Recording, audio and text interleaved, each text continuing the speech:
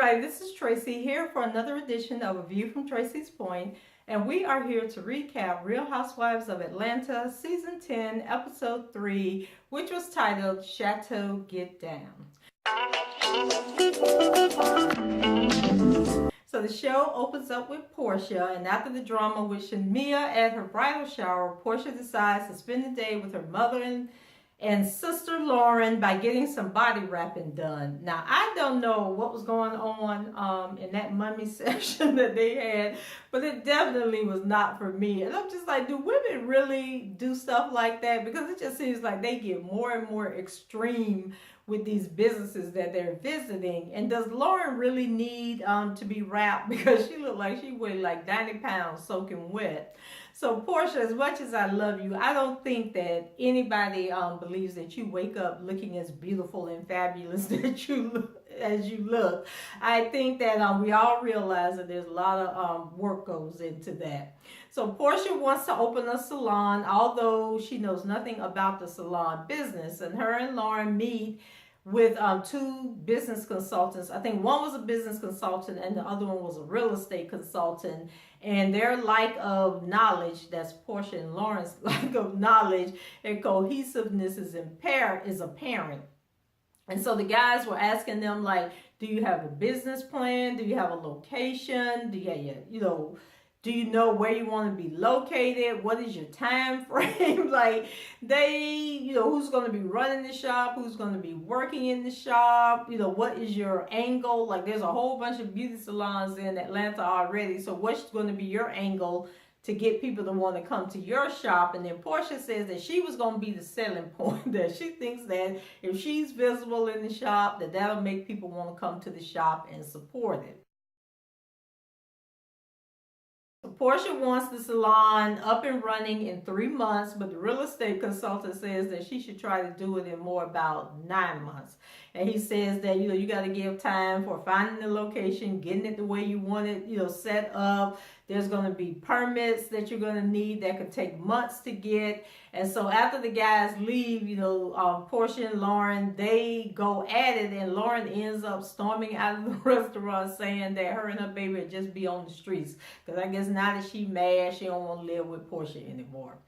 So how they went from Lauren saying she's happy to be living with Porsha because now they will be able to work together and get business done at home, to Lauren feeling unwanted and appreciated, like had my head spinning, because I was like, Lauren, what you going through, girl?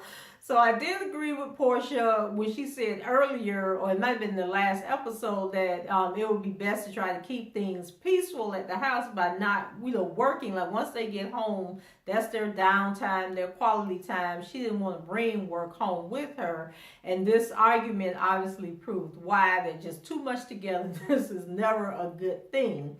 So Lauren feels that she's the one who does all the work, but her checks don't reflect it. I was like, oh, damn, Lauren, you got some beef. You got some Johnny beef going on with Porsha. I hope y'all don't end up in court. So Porsha says that she struggled to create an empire for the both of them that will benefit them both down the line, and that Lauren just don't see her vision. So Porsha says that, Lauren brought up that Porsha, she doesn't think it's fair that Porsha gets 85%, an 85% share in the company. And Porsha says she deserves to make the most money because she's the one that's putting up the money in all these ventures. They're her ideas and all this stuff. And then Lauren comes back and says, but she's putting her entire life into their business. And I'm thinking, if you were at the McDonald's making $10 an hour or $8 an hour, how much they make you be putting your entire life into somebody else's business? That's not a good argument to make, Lauren. So Lauren, I thought, was out of order because when she stormed out of the restaurant, she called Porsha an F&B. And I was like, girl, now you get out of control. Like, is Lauren on her rag or what's going on? Or maybe she just stressed out, because a man done left her. I don't know what she's going through, but she needs to pull it back. And of course, Porsha says that she's hurt that Lauren doesn't feel appreciated after all that she's done for them. And then I was wondering, like, I thought Porsha owned a wig business. Or do she sell weave also? Because I'm trying to understand if your main business is selling wigs, wouldn't that kind of be counterproductive to open a salon where people won't need wigs? They'll actually be getting their hair done. What do you guys think about that? So we go over to Cynthia. So one of Cynthia's friends hooked her up at the 50 Cent's party. And so the two of them have decided to go on a date. And so the guy's name is Will. He's 41 years old. He told her he'd never been married and has an 11-year-old daughter, which would be at 50 years old would be a deal breaker for me, especially my child that graduated from high school and got on down the road. So Cynthia thinks that he is model material, but Will says that he was never interested in modeling or anything like that, that he's more interested in the business world, although he never told us what business he was in or what. Like, are you in banking? Are you in real estate? Will, what exactly is it that you do? So the date was going well, although Cynthia did make a major faux pas by saying that she still cares about Peter. And I'm like, Cynthia, another man want to hear you talk about you still in love with another man. So let's leave Peter in the past where he belongs. And if you can't get over Peter, because I think Cynthia really does love Peter, if you can't get over Peter, then go back and apologize, tell him you messed up, you were being hasty when you asked for the divorce, and that you want to work things out. Otherwise, leave Peter out of the conversation. So later on in the show, Cynthia and Nene were talking about her date, and so Nene said that she thought Will was a really nice guy, and she approves of Cynthia moving forward. And she tells Cynthia that although she likes Will, she thinks that Cynthia should still keep her options open. So Cynthia says that, she's still a relationship type person. Like, she doesn't want to, she wouldn't be comfortable being a booty call with a guy or just having some guy in her life that's only there, just to tune her up and have sex with. And I do agree with Cynthia on that, but Cynthia needs to be a little smarter than she is acting on this show.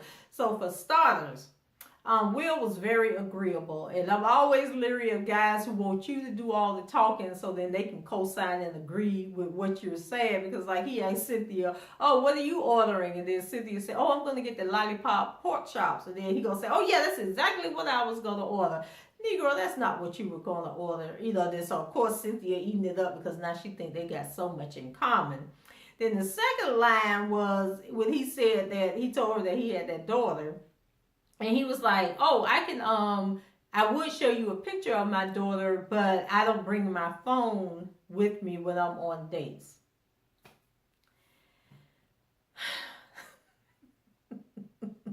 So, of course, Cynthia thought that was a redeeming quality. Like, oh, that is awesome, because I don't like to do that either. And I'm thinking, like, that's a real player move, Will. That's sort of like the guy who lays his cell phone face down on the table and then gets up and goes to the bathroom because he don't think that you're going to look at the phone, because the fact that you left the phone there means that he has nothing to hide. So then you be like, oh, well, he wouldn't have left that phone if, other women going to be calling him. But the truth is the phone is probably password protected or it was turned off to begin with, so you wouldn't have been able to look at it anyway. And then the third thing, Cynthia, was anytime you meet a man and he tells you that he was born under the sign of Capricorn, girl, get your stuff and run. Because those are the most self-centered, narcissistic liars. No, nobody lies more than Leo men. But Capricorn men are they're very inventive and creative when it comes to making a living. A lot of them are usually business owners, entrepreneurs. They always got great ideas, but they are all about themselves. They lie, and they are prone to be habitual cheaters. So Cynthia, be careful, girl. Be careful, be careful, be careful, because they are so charming and they will just make you lose your doggone mind, because they're also usually very good in bed, and so they just telling you everything that you want to hear, and next thing you know, they just done charmed you out of everything. Then we go to Nene. So Nene and Greg, they're in a good place. And I like Nene and Greg's relationship because they're like an old married couple. And Greg is just, he understands Nene. He knows what he needs to do to keep Nene happy. He's very agreeable with whatever Nene says and does. And so that just seems to work out for them. And then Brent comes out and says that, because they were out by the swimming pool talking. So Brent comes out and let them know that he's going shopping. So I was like, Brent, you got a job to be going shopping? you got a car? Like, what's going on? So Nene warns him to respond to her text messages or he won't be able to drive for a week. So after Brent leaves, Nene and Greg, they're reminiscing over how, proud they are of Brent and, him growing up so fast and everything, and how they can't believe that he has graduated from high school and how fast time flew by. Because y'all know when Real Housewives of Atlanta first started, Brent was a little boy. So yeah, he has grown up. We watched him grow up. So Brent, Nene says, wants to go into the entertainment industry and possibly be an actor or a comedian. So we'll see how that works out. But I think that was AKA, for those of us wondering if Brent was going to college, that was Nene's way of letting us know Brent ain't going to nobody's college. So that conversation about men not responding to text messages is universal, whether it's a boy or a girl when it comes to kids. Because I had to threaten my daughter with taking her off my phone plan if she didn't stop shutting. Like, she was sending my calls to voicemail and they'd be ignoring my text messages. And I'm like, sending me the voicemail on the phone that I pay for. So, we got that rectified real quick when she found out she wasn't going to have a phone. So later on, Cynthia and Nene were talking, and so Nene tells Cynthia that Greg, hasn't been feeling well and that she ended up having to take him to the emergency room because Greg has been complaining about chest pains and numbness, and that his family, there's like a history of heart disease or heart attacks in his family, and his dad actually died from a heart attack. So the doctors decided to keep Greg and run some tests, and so Nene is nervous, and she wasn't able to sleep, and she's all stressed out and everything. So she tries to remain calm, although she says that when she's talking to Greg on the phone, she can hear the fear in his voice.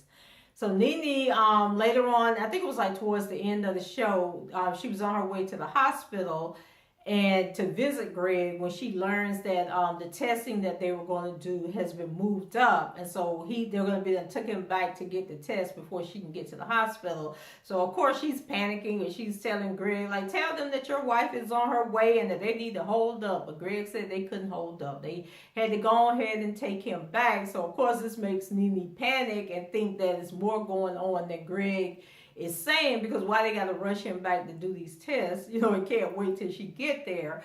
But by the time she got there, she done worried herself frazzled, and then she breaks down and starts to cry, and I'm sure it was very, like, we BS about these shows all the time, but this is like a serious issue, and we done already seen, like, people, remember on Real Housewives of is it Orange County, where Vicky's mom, had the massive heart attack or aneurysm and died on the show. And so, I mean, these situations like this are real. And so I think the emotions that we see are real emotions that, Nene is exhibiting. So regardless of how you feel about Nene, you got to be empathetic to what she's going through with Greg. So then we move over to Candy and the Candy Coated Gang. So they're all together for a staff meeting, which is AKA let's gossip about everybody else. So they take some digs at Porsha, surprise, surprise. And I really cannot stand men that sit around gossiping and interjecting themselves and women's pettiness. Like, that's for the women to do it. I mean, I hate it so much that I don't watch shows like Inside Edition and Access Hollywood. If they have men anchors on those gossip shows, I just cannot watch them. I cannot get into it. And then, like, when Wendy Williams be having them guys coming on her show giving the latest gossip and stuff, I turn the TV, because that is just like, whether they are straight or gay, that is just so annoying and such a turn off to me. Then Candy got talking about employees and how insecure she is, and how the whole situation with the Johnny guy has really tainted her when it comes to hiring people. So Don Juan takes the moment to tell her that they have like 132 employees at the old lady at the OLG restaurant. I'm like, okay, they must be paying, like, all their employees must be part-time employees with 3 or 4 hours a day, 3 days a week, because 132 employees seem like a lot of employees for a restaurant. But who knows? Because I'm thinking you got the bartenders, your waiters and waitresses, your hostesses, your cooks, dishwashers. I don't know, maybe they got some social media people or something, but that just still seems like 132 people for a restaurant. That just seems like a lot. But Don Juan lets her know that she don't know who none of them people are.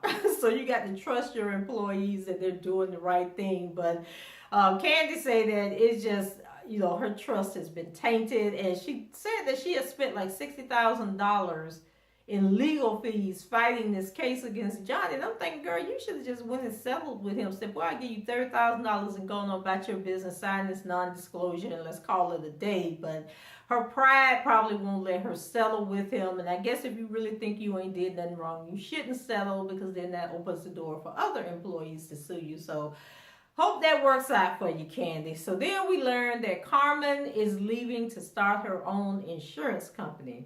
So Candy has to find a new personal assistant, and I hear that Lauren might be looking for a new job, because the way she showed up but on Porsha when she stormed at that restaurant, she deserved to be fired. So Candy, you might want to give Lauren a job. Give Lauren a call, because she might be looking for a job. So I was hoping Carmen starting her business would have been good riddance, but Carmen says that she still is available to gossip. She's still able to help out at the restaurant and with the candy coating factory. So Candy says that she went on to talk about the escape and how she feels that the reunion is just like dealing with the drama with the Real Housewives of Atlanta.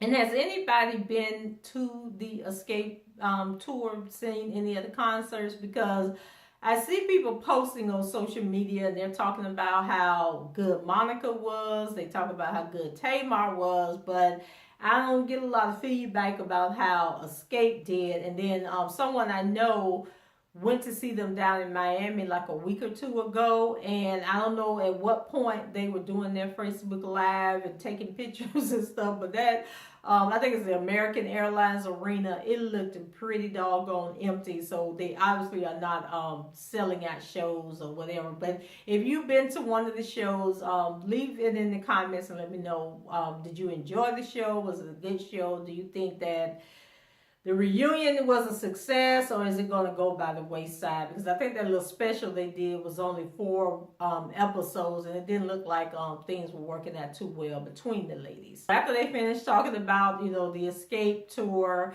then they moved over to Kenya. And so Candy seems to be really upset that Kenya did not invite her to that wedding. Like, she seems to be more upset than Cynthia should be, since Cynthia is the wing woman and always got Kenya's back. But Candy is very upset. So Don Juan asked if Kenya got a prenup with this guy, but Candy says she's not sure. But I think in this case, the guy may want to get a prenup for Kenya, because he probably has more money than she does. So I don't know how that's going to work out. Maybe eventually we'll meet the guy.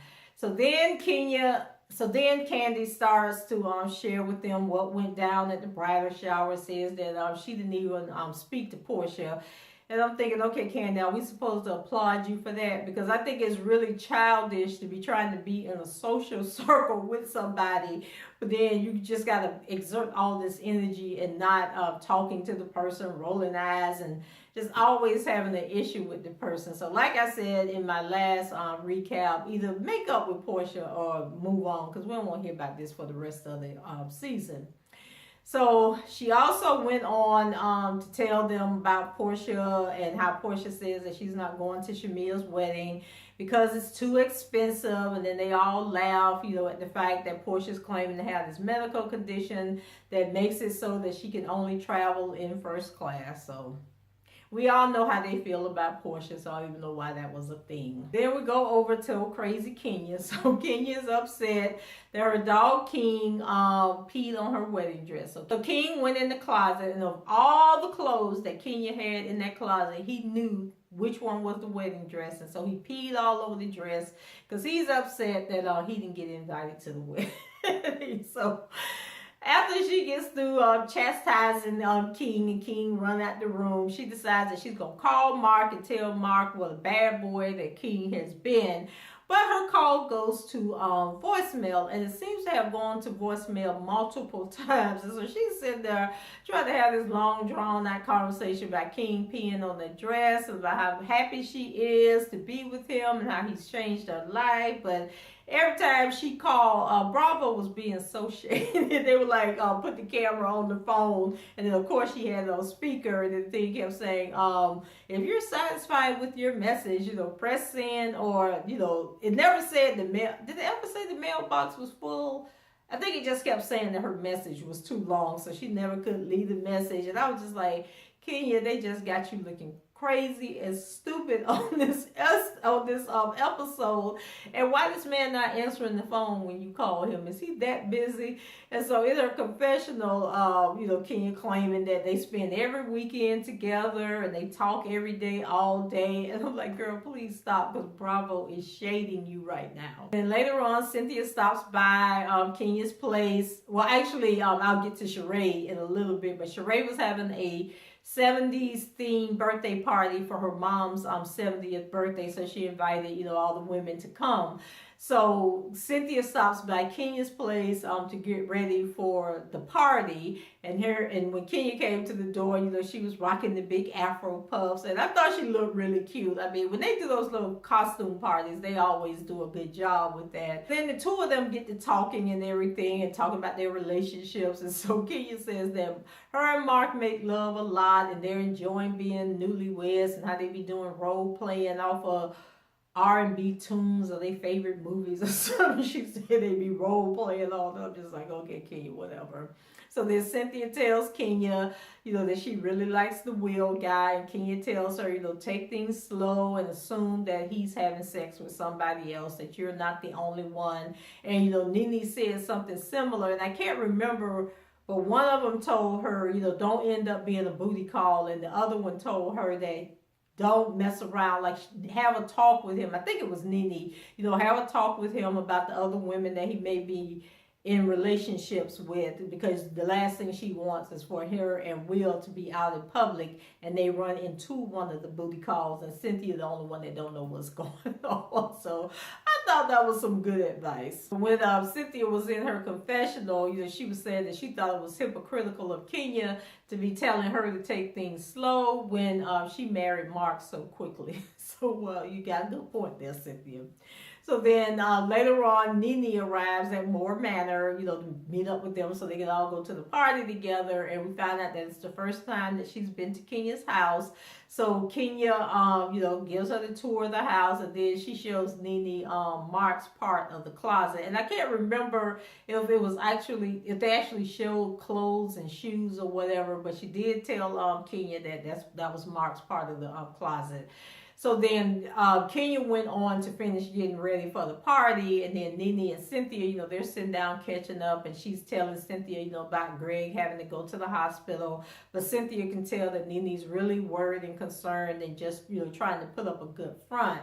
So despite, the somberness of Greg being in the hospital and Nene getting ready to go to this party, the ladies are able to laugh and talk. They headed out to Sheree's house, and then they're all like dancing, out of the house on their way to the car, so they can get in the mood and have a good time.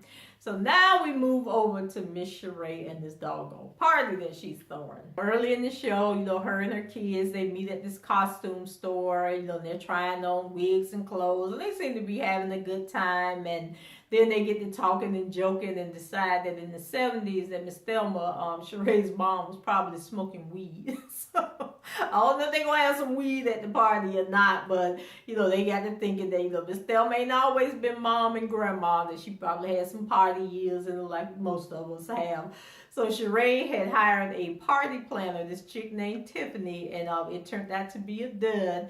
And see, this is the prime reason why it's so hard dealing with Black businesses. And if you guys haven't seen it yet, I did a video about my daughter getting married the day after Thanksgiving, and I talk about our experience with the caterer. Like, no matter how nice you are to people and you try to support them, they will turn on you in a minute. So Sheree's in the house and she's in the kitchen with the caterer, and so the lady, who's cooking the food and everything, and they're going over the details. And Sheree asks her, if it would be possible for her wait staff and the servers and everything to come in 70s party attire. And the lady, she's very agreeable and professional, and she's like, "Oh no, that's no problem. We got you covered." So then Sheree calls Tiffany, to let her know what items she still needs. And I think she was telling her that she wanted this disco ball.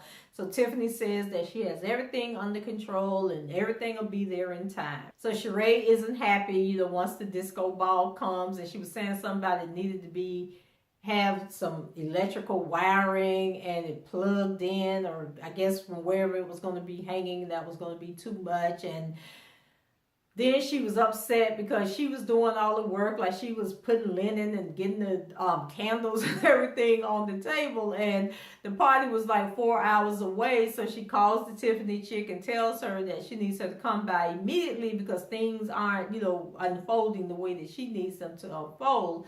So instead of coming, Tiffany sends Sheree a text message telling her that she's not coming because she feels like there's too much tension between them. So then Bravo, rolls the reel back of all these incidents where Sheree done had to check people and be like, who go check me, boo? So obviously, Tiffany wasn't aware of Sheree's past experience because I'm thinking like she ain't did half of what she said she was gonna do, and she thought she could push Sheree around, but now Sheree all in her feelings and upset. And so she tells Tiara to get in touch with Tiffany because she's about to go off. And then she later leaves a voicemail, cussing the woman out and telling her how unprofessional she's being. And so the people that was there with the caterer, they looking like, "Oh my God, what is going on?" Like, "Oh, I hope she ain't talking about us." So it was just a, really hectic mess. But then Sheree realizes that, she got to pull it together. It was so like with my daughter's wedding, like, don't let this spoil the entire event. You're pissed off, but you got to get over it, pull things together, and make it do what it do. And then as the guest starts to arrive, that puts Sheree in a better mood, and she realizes that, the party's going to be a success.